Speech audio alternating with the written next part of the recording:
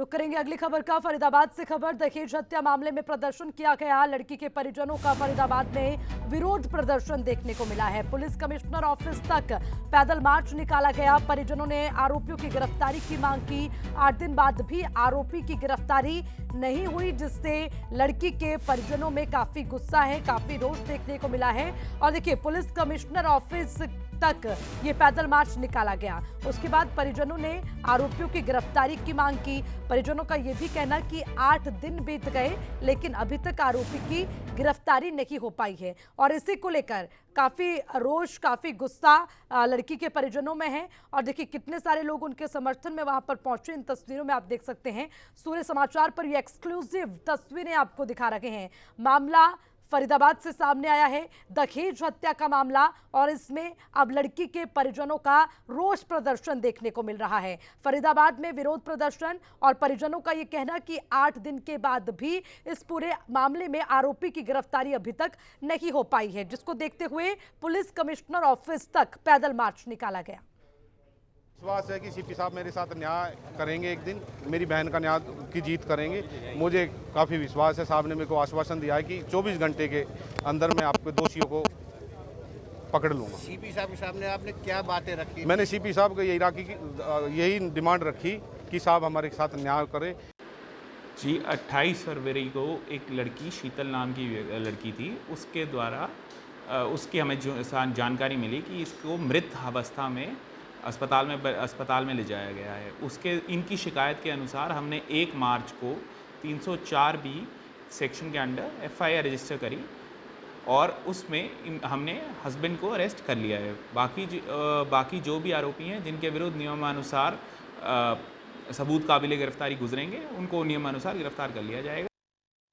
इसी पर ज्यादा जानकारी के लिए सीधा रुक करेंगे। हमारे संवाददाता दीपक गौतम हमारे साथ जुड़े हुए हैं। दीपक, कुछ तस्वीरें हम देख पा रहे हैं जिसमें दहेज हत्या का मामला, और अब लड़की के जो परिजन हैं वो रोष जता रहे हैं। और सिर्फ परिजन ही नहीं, एक बहुत बड़ा हुजूम उनके पीछे विरोध कर रहा है। जरा पूरा मामला समझाइए। 8 दिन बीत गए, आरोपी अभी तक गिरफ्त से बाहर, और क्या कुछ इसमें सामने आया है पूरे मामले में?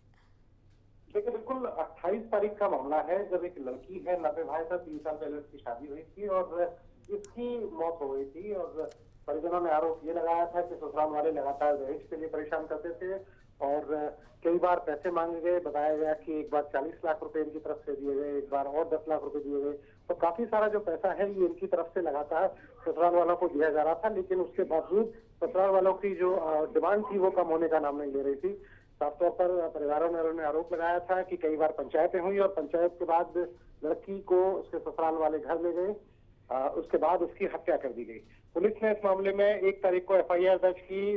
धारा 304 बी के तहत 11 लोगों के खिलाफ FIR दर्ज की गई, जिसमें एक आरोपी जो पति है उसको गिरफ्तार कर लिया गया था। और अब परिवार जो है, मृतका का जो परिवार है, वो ये डिमांड कर रहा है कि बाकी जो बचे हुए 10 आरोपी हैं इन्हें जल्द से जल्द गिरफ्तार किया जाए, क्योंकि हत्या हुए इतने दिन हो गए हैं, FIR हुए इतने दिन हो गए हैं, लेकिन इसके बावजूद वो लोग गिरफ्तार नहीं हो पा रहे हैं। और इसी वजह से आज सुबह ये लोग पहुंचे अनखीर चौक पर। अनखीर चौकी पड़ती है एक, वहां पर ये पहुंचे और वहां से लेकर पुलिस कमिश्नर ऑफिस तक पैदल मार्च निकाला, कमिश्नर से मुलाकात की और सिर्फ एक ही मांग की है कि जो आरोपी हैं उन्हें जल्द से जल्द गिरफ्तार किया जाना चाहिए। पुलिस ने भी भरोसा इस बात का दिया है कि एक आरोपी गिरफ्तार हो चुका है, बाकी मामले में जांच चल रही है। जैसे जैसे सबूत सामने आएंगे वैसे वैसे गिरफ्तारी की जाएगी। लेकिन परिवार साफ तौर पर मांग ये कर रहा है कि जल्द से जल्द आरोपियों की गिरफ्तारी हो, चूंकि उनकी बहन की दहेज की खातिर इस पूरे मामले में हत्या की गई है। लेकिन दीपक, जिस तरह से आपने भी जिक्र किया, पूरे मामले में सामने आया कि जो परिजन का भी कहना है कि जो लड़की पक्ष था वो पैसे तो देता ही था और जिस तरह की मांग होती थी उस मांग को पूरा किया जाता था, बावजूद इसके उस पूरे घटनाक्रम को अंजाम दिया गया। क्या कोई और वजह भी इसके पीछे की रही है? देखिए, बिल्कुल इस पूरे मामले में जब बात हमारी परिजनों से हुई है तो उनका साफ तौर पर कहना है कि 3 साल पहले शादी हुई, शादी में काफी पैसा लगाया गया, उसके बाद जब भी डिमांड होती थी वो पूरी की जाती थी।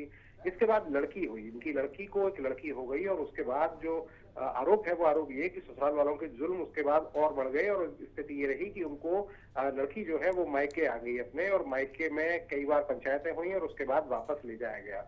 साफ तौर पर परिवार आरोप लगा रहा है कि डिमांड इनकी बहुत ज्यादा थी, लेकिन हम पैसा देते देते अब थक चुके थे, तो हम भी अब पैसा देने के मूड में नहीं थे, क्योंकि हमारी समझ में ये बात आ गई थी कि ज्यादा पैसे देने से भी स्थिति बिगड़ेगी, ये स्थिति सही नहीं होगी।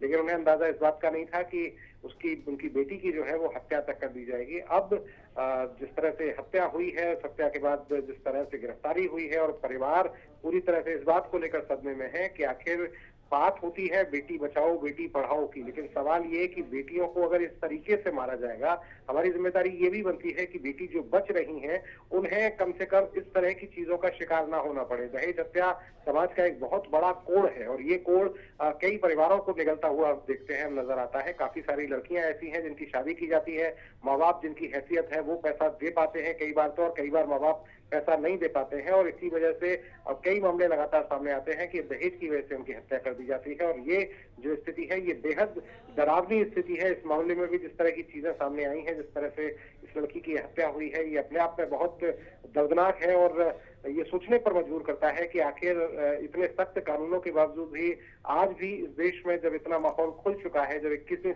शताब्दी की तरफ हम चल रहे हैं, 21वीं शताब्दी में हम चल रहे हैं, तब भी अगर दहेज को लेकर हत्याएं होती हैं तो ये अपने आप में बिल्कुल बहुत दीपक, सोच अब का जब विषय है, आपने समाज को कानून सोचना का पड़ेगा। जिक्र किया है दीपक, तो एक और चीज आपसे समझना चाहेंगे। 8 दिन बीत गए लेकिन आरोपियों को पकड़ने में अभी भी पुलिस के हाथ खाली, या फिर इतना विलंब क्यों? देखिए, बिल्कुल आमतौर पर होता क्या है कि जब भी दहेज हत्या का कोई मामला होता है तो अधिकारी साफ तौर पर ये बताते हैं कि लड़के को पहले गिरफ्तार कर लिया जाता है। ऐसे मामलों में आमतौर पर ये होता है, और बाकी जो शिकायत दी गई होती है लड़की वालों के पक्ष से, उस पर इंक्वायरी होती है, और इंक्वायरी के हिसाब से जो जैसे जैसे सबूत सामने आते हैं उन सबूतों के आधार पर गिरफ्तारी बिल्कुल होती है। दीपक, अभी देखना होगा कि कौन कौन से सबूत सामने आएंगे, उस आधार पर कब तक कितनी गिरफ्तारियां होती हैं। ठीक है दीपक, शुक्रिया आपका तमाम जानकारी के लिए।